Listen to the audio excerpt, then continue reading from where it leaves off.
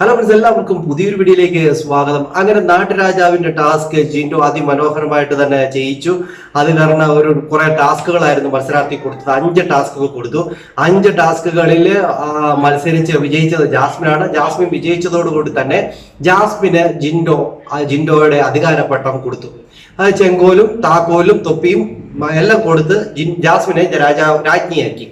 അങ്ങനെ ജാസ്മിൻ വന്നു. ജാസ്മിൻ വന്നതിന് ശേഷം ജാസ്മിൻ 5 റൂൾസ് വെക്കുന്നുണ്ട്.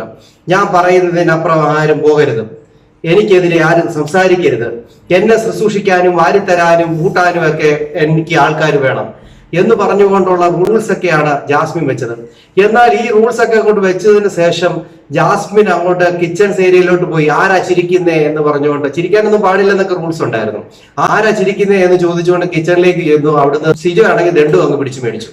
ഉടൻ തന്നെ ദണ്ട് പിടിച്ച് മാനിച്ചു കഴിഞ്ഞാൽ പിന്നെ ജാസ്മിൻ അവിടെ സ്റ്റാച്ചു ആയിട്ട് നിൽക്കണം.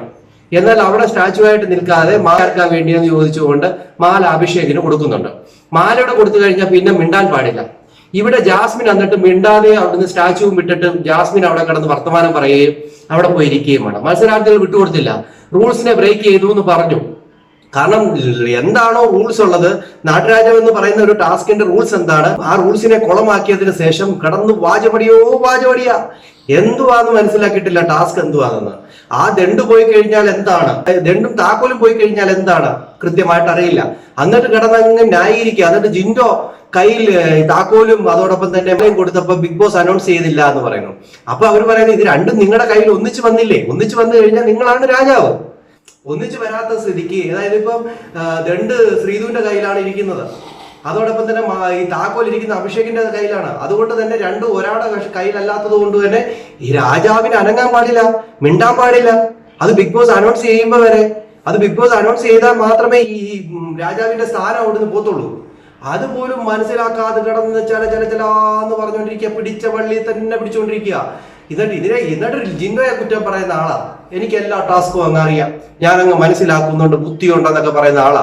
ഇപ്പൊ എന്തുവാ എല്ലാ മത്സരാർത്ഥികളും പറഞ്ഞ് എന്തോ മനസ്സിലാക്കി വന്നു. അഭിഷേകൊക്കെ തട്ടിക്കേറി, സിജോയൊക്കെ അങ്ങ് തട്ടിക്കേറുമായിരുന്നു. നോറ പോലും വിട്ടുകൊടുത്തില്ല. നോറയും പറഞ്ഞു, ശ്രീധുവും പറഞ്ഞു, എല്ലാവരും വിട്ടുകൊടുത്തില്ല. ടാസ്ക് മനസ്സിലാക്കാതെ കളിക്കുകയാണെന്ന് തന്നെയാണ് എല്ലാവരും പറയുന്നത്.